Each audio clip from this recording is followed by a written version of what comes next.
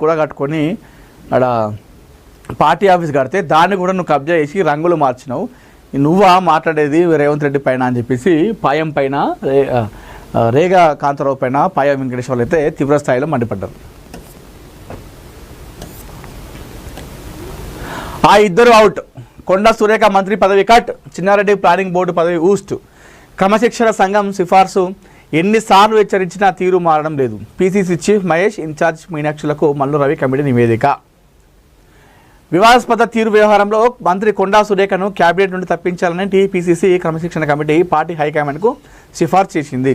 Planning board vice chairman Chinnareddy నేరుగా హైకమాండ్నే తప్పుపట్టినందున ఆయన్ను ప్రభుత్వ పదవి నుండి తప్పించాలని క్రమశిక్షణ కమిటీ నివేదికలో పేర్కొంది. దీనిని పీసీసీ చీఫ్ మహేష్ గౌడ్కు, ఏఐసీసీ ఇన్ఛార్జ్ మీనాక్షి నటరాజన్కు క్రమశిక్షణ committee chairman Mallu Ravi, vice chairman Shyammohan అందజేశారు. ఈ నివేదిక సంచలనంగా మారింది.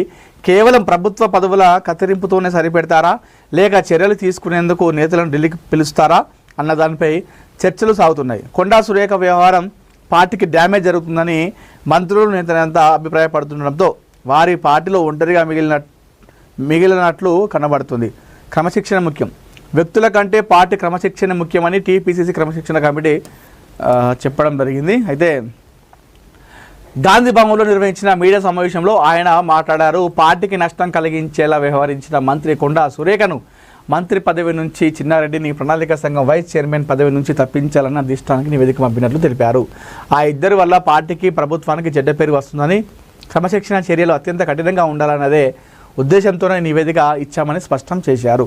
కాంగ్రెస్ పార్టీ గౌరవం దెబ్బతీసే పనులు ఎవరు చేయవద్దని, రాబోయే ఎన్నికల్లో పార్టీకి నష్టం కలిగించేలా మాట్లాడదని నేతలకు సూచించారు. ముఖ్యంగా పార్టీ క్రమశిక్షణ కమిటీ చైర్మన్గా పనిచేసిన చిన్నారెడ్డి మరింత బాధ్యతాయుతంగా ఉండాల్సిందని వ్యాఖ్యానించారు. కొండా సురేఖ, చిన్నారెడ్డిలపై చర్యలు తీసుకోకపోతే పార్టీ ఇబ్బందికర పరిస్థితులు ఎదుర్కోవాల్సి వస్తుందన్నారు. టీపీసీసీ చీఫ్ ఈ అంశాలన్నింటినీ మీనాక్షి నటరాజన్కు వివరిస్తారని, ఆమె వాటిని ఏఐసీసీ దృష్టికి తీసుకెళ్తారని మల్లు రవి స్పష్టం చేశారు. ఒకరు ఎక్కువ, ఒకరు తక్కువ కాదు. కొండా సురేఖ, చిన్నారెడ్డి విషయంలో తమ కమిటీ చేయాల్సిన పనిని పూర్తి చేసిందని, ఇకపై పార్టీ అధిష్టానం ఎలాంటి నిర్ణయం తీసుకుంటుందో చూడాలని మల్లు రవి అన్నారు. గతంలో కొండా సురేఖను హెచ్చరించినప్పటికీ ఆమె తీరు మారకపోవడం దురదృష్టకరమన్నారు. కాంగ్రెస్ పార్టీ అన్ని వర్గాలను సమానంగా చూస్తుందని, ఇక్కడ ఒకరు ఎక్కువ, ఒకరు తక్కువ కాదని స్పష్టం చేశారు. కొండా సురేఖ, చిన్నారెడ్డి ఇచ్చిన వివరణల ఆధారంగానే నివేదికను తయారు చేశామని పేర్కొన్నారు. హద్దులు దాటిన నేతలందరికీ ఒక స్పష్టమైన హెచ్చరిక ఇవ్వాలని అధిష్టానాన్ని కోరినట్టు తెలిపారు. అలా చేస్తే నాకు కూడా నోటీసులు పక్కా. తన నివేదికలో ఏ విషయాలు ఉన్నాయో ముందే చెబితే అధిష్టానం నుంచి తనకు కూడా నోటీసులు వస్తాయని మల్లు రవి సెటర్లు వేశారు. ఎంతటి వారైనా పార్టీ అంతర్గత వ్యవహారాలను బయట పెట్టవద్దని నివేదికలు స్పష్టంగా పేర్కొన్నట్లుగా తెలిపారు. తనను ఎవరు వ్యక్తిగతంగా కలవలేదని, గాంధీ భవన్కు వచ్చి వివరణ లేఖ ఇచ్చి వెళ్లారని పేర్కొన్నారు. ఈ నివేదికను సీఎం రేవంత్ రెడ్డికి ఇవ్వలేదని, ఇది పార్టీకి సంబంధించిన విషయం కాబట్టి PCC chief Mahesh Kumar Goud, AICC incharge Meenakshi నటరాజన్లకు మాత్రమే అందజేశామని వివరించారు. మీడియా కూడా ఈ విషయంలో ఊహాజనిత కథనాలను రాయవద్దని మల్లు రవి విజ్ఞప్తి చేశారు. ప్రస్తుతం ఏదైతే ఒక చర్చ జరుగుతూ ఉందో తెలంగాణ కాంగ్రెస్ పార్టీలో కొండా సురేఖ, చిన్నారెడ్డి, ముఖ్యంగా కొండా సురేఖ గురించి మనం మాట్లాడుకోవాల్సి వస్తే తన కూతురు సుస్మిత చేసిన వ్యాఖ్యలకు ప్రస్తుతం తన పదవికి అది గండంగా ఏర్పడింది. సో క్రమశిక్షణ కమిటీ కానీ, అధిష్టానం కానీ, సీఎం కానీ, మంత్రులు కానీ, ముఖ్య నేతలు కానీ అందరూ కూడా కొండా సురేఖ పట్ల చాలా అసంతృప్తితో ఉన్నారు.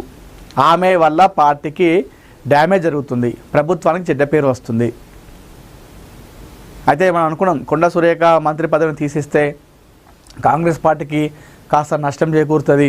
ఎందుకంటే ఒక బీసీ నినాదం నడుస్తున్నటువంటి నేపథ్యంలో ఇప్పుడు మంత్రి పదవిని బర్తరఫ్ చేస్తే అది కాస్త ఇంకా పార్టీకి ఎక్కువ డ్యామేజ్ అయ్యే అవకాశాలు ఉన్న నేపథ్యంలో బర్తరఫ్ చేయరేమో, వార్నింగ్ ఇచ్చి విడిచిపెడతారేమని చెప్పేసి అనుకున్నాం. కానీ అధిష్టానం నుండి మొదలుకుంటే చిన్న కాంగ్రెస్ కార్యకర్త వరకు కూడా కొండా సురేఖను పార్టీలో కొనసాగించవద్దు, ఆమె వల్ల పార్టీకి డ్యామేజ్ తప్పితే ఒరిగేది ఏం లేదు. గతంలో ఇలాంటి తప్పులు చేసింది, చాలా వార్నింగ్ ఇచ్చినాం, అయినా కూడా ఆమె తీరులో ఎలాంటి మార్పులు రాలేదు.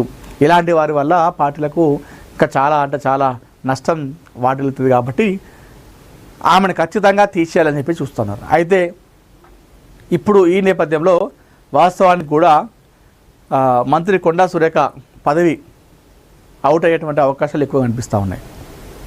నిన్న మల్లు రవి క్రమశిక్షణ కమిటీ వాళ్ళందరూ కూడా ప్రెస్ మీట్ పెట్టింది దేనికి అంటే జస్ట్ ఇది వాళ్ళు సిద్ధంగా ఉండమని, అంటే కొండా సురేఖని సిద్ధంగా ఉండు అని చెప్పేసి చెప్పడానికే నిన్న ప్రెస్ మీట్ పెట్టినట్టుగైతే మనకు క్లియర్గా అర్థమైపోతుంది. మేము ఆల్రెడీ తప్పు పట్టినాం, వద్దని చెప్పేసి క్రమశిక్షణ కమిటీ వద్దని చెప్పేసిందంటే అర్థం చేసుకోండి. మొన్నటి వరకు ఏమన్నారు, సీఎం కానివ్వండి పీసీసీ ఏమన్నారంటే క్రమశిక్షణ కమిటీ ఏది చెప్తే అది చేయడం మా పని అని చెప్పారు. ఇప్పుడు నిన్న క్రమశిక్షణ కమిటీ ఆల్రెడీ అదే చెప్పారు. ఏం చెప్పారు, ఆమెను వద్దని చెప్పేసి చెప్పినాం, ఆమె వల్ల డ్యామేజ్ వస్తుందని చెప్పేసి వద్దని చెప్పేసి అని చెప్పింది. ఇప్పుడు కొండా సురేఖ మంత్రి పదవి బూస్ట్ కాపోతుంది. ఇలాంటి నేపథ్యంలో కొండా సురేఖ ఆమె ఇచ్చిన సమాధానం బాగాలేదని చెప్పేసి, కూతురు తప్పు చేస్తే తల్లిని బాధ్యురాలను చేస్తారా అని చెప్పేసి సమాధానం నిర్లక్ష్యం ఉంది, కరెక్ట్ ఒక పద్ధతి ప్రకారం లేదు అని చెప్పేసి అక్కడ కాంగ్రెస్ నాయకులు, క్రమశిక్షణ కమిటీ కావచ్చు, పీసీసీ అందరూ కూడా చెప్తా ఉన్నారు. ఆమె అంతా మాట్లాడింది, వివరణ ఇచ్చింది, కానీ మరి తన కూతురు వ్యాఖ్యలను ఖండించలేదు. ఎందుకు ఖండించలేదు అనేది ఇప్పుడు కాంగ్రెస్ క్రమశిక్షణ కమిటీ కావచ్చు, అధిష్టానం ఇదంతా కూడా ఇదే అనుకుంటా ఉన్నారు. తన కూతురు వ్యాఖ్యలు ఓకే, ఆమె వ్యక్తిగతమే, మరి తన కూతురు చేసింది కాంగ్రెస్ పార్టీ పైననే కదా, ప్రస్తుతం ఆ ప్రభుత్వంలోనే కదా తను క్యాబినెట్లో కొనసాగుతూ ఉంది, మంత్రిగా ఉంది, మరి తను ఖండించాలి కదా, ఎందుకు ఖండించలేదు అనేది వాళ్ళు పరిగణలోకి తీసుకున్నారు కాంగ్రెస్ పార్టీ అధిష్టానం, క్రమశిక్షణ కమిటీ. ఈ నేపథ్యంలోనే ఆమె పదవిని తీసేసేటువంటి అవకాశాలు అయితే ఎక్కువగా అనిపిస్తూ ఉన్నాయి. మరి తీసేసిన తర్వాత ఏంటిది కొండా సురేఖ రాజకీయ భవిష్యత్ ఎలా ఉండబోతుంది? కొత్త పార్టీలు చాలా ఉన్నాయి. ఇప్పుడు కవిత పార్టీ ఉంది, పీసీ నినాదం అని చెప్పేసి తిరుమల మల్లన్న పార్టీ ఉంది, లేదంటే గతంలో బీఆర్ఎస్ పార్టీలో తను ఉంది కాబట్టి మళ్ళీ అక్కడ అంత పెద్ద గొడవ పెట్టుకుని బయటకు వచ్చింది, మళ్ళీ అందులో చేరి గతంలోలాగా మింగిలి కాగలదా, లేదంటే ఇప్పుడు ఇక్కడ కాంగ్రెస్ పార్టీ పిలిచి మంత్రి పదవి ఇస్తే వాళ్ళపైన విమర్శలు ఇస్తూ ఉంది.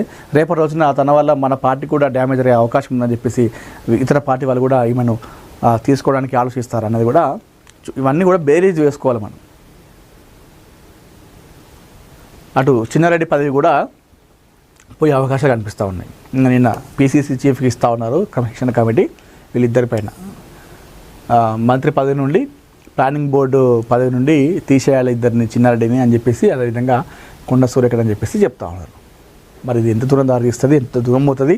ఒకవేళ రాజీనామా తర్వాత, ఇప్పటివరకైతే ఆమె సైలెంట్గా ఉంది కొండా సురేఖ, బర్తరఫ్ చేస్తే మాత్రం కొండా సురేఖ ప్రెస్ మీట్ పెట్టి ఎలా మాట్లాడుతుంది, ఏ విధంగా విమర్శిస్తుందో అనేది చూడాలి. ఆమె రిప్లై కోసం చాలామంది చూస్తూ ఉన్నారు.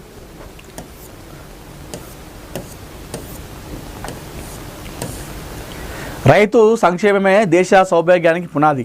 పసుపు విలువ ఆధారిత ఉత్పత్తులతో రైతుల ఆదాయం పెంచాలి.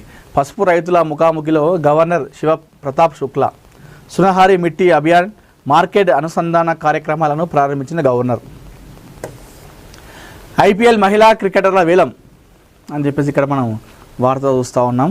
అదేవిధంగా బలిపీఠంపై రోగుల ప్రాణాలు, స్వర ఆసుపత్రిలో మృదంగం, 9 మంది వైద్యులపై క్రిమినల్ కేసులు, విజయవాడలో వెలుగు చూసిన దారుణం, నకిలీ రిజిస్ట్రేషన్లతో రోగుల ప్రాణాలతో చెలగాటం, తల్లి మృతిపై కుమారి న్యాయ పోరాటం, బట్టబయలైన కార్పొరేట్ ఆసుపత్రి చీకటి కోణాలు.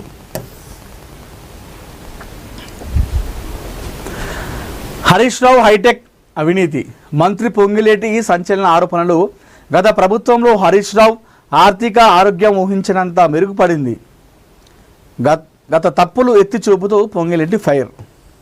బీఆర్ఎస్ ఎల్పీ ఉపనేత మాజీ మంత్రి తన్నీరు హరీష్ రావు హైటెక్ అవినీతికి పాల్పడ్డారని మంత్రి పొంగిలేటి శ్రీనివాసరెడ్డి ఎక్స్ వేదికగా తీవ్ర ఆరోపణలు చేశారు.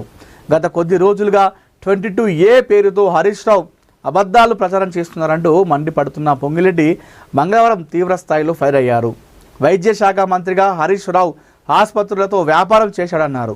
గత ప్రభుత్వంలో మంత్రిగా ఉండి ఆసుపత్రులతో వ్యాపారం చేయడం, అది కూడా ఊరు పేరు లేని కంపెనీ పేరుతో జరగడం వెనుక అధికార దుర్వినియోగం స్పష్టంగా కనిపిస్తుందన్నారు.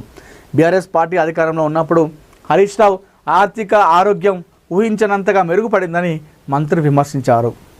గతంలో రబ్బరు చెప్పులు వేసుకొని తిరిగిన వ్యక్తి ఇప్పుడు రాష్ట్రం మొత్తం ఎన్నికల ఖర్చు భరించేంత స్థాయికి ఎదిగాడని ఆరోపించారు. పాల కంపెనీ హరీష్ రావు అవినీతి సామ్రాజ్యంలో ఒక చిన్న ఉదాహరణ మాత్రమేనని అన్నారు. ఆ అవినీతి సామ్రాజ్యాన్ని తవ్వే కొద్దీ సంచలన విషయాలు బయటపడుతున్నాయన్నారు. ఎలాంటి తప్పు చేయకపోతే ఆ కంపెనీ వెబ్సైట్ను ఎందుకు మూశారని మంత్రి పొంగులేటి ప్రశ్నించారు. ఓట్ల కోసం ప్రజలను రెచ్చగొట్టడం హరీష్ రావుకు మొదటి నుంచి అలవాటేనని చెప్పారు. ఇది కథ. ఈ 22A విషయంలో ప్రతిపక్షాలు ఇప్పుడు కాంగ్రెస్ పార్టీ పైన, ముఖ్యంగా మంత్రి పొంగులేటి పైన తీవ్ర స్థాయిలో విరుచుకుపడుతున్నారు. అయితే ఈ విషయంలో ప్రతిపక్షాలు కావాలనే ఇవంతా చేస్తూ ఉన్నాయి. గతంలో హరీష్ రావు ఆరోగ్య మంత్రిగా ఉండి అంత అవినీతి చేసిండో ఇలాంటి వాళ్ళ ఇప్పుడు 22A గురించి మాట్లాడుతూ ఉన్నారు, కాంగ్రెస్ పార్టీ గురించి మాట్లాడుతున్నారు అని చెప్పేసి మంత్రి పొంగులేటి హరీష్ రావు పైన తీవ్ర స్థాయిలో మండిపడడం అయితే జరిగింది. దీక్ష విరమించిన తెలంగాణ బీజేపీ చీఫ్ రామచంద్రరావు అని చెప్పేసి వార్త వస్తున్నాము. డిసెంబర్లో గ్రేటర్ వార్, జీహెచ్ఎంసీ ఎన్నికలపై సీఎం చూపు, ఇప్పటికే డివిజన్ల వారీగా గ్రౌండ్ వర్క్, గ్లోబల్ సమ్మిట్ ముగియగానే షెడ్యూల్, జూన్లో సిటీలో వరుస పర్యటనలు చేసిన సీఎం, గ్రేటర్తో పాటు ఖమ్మం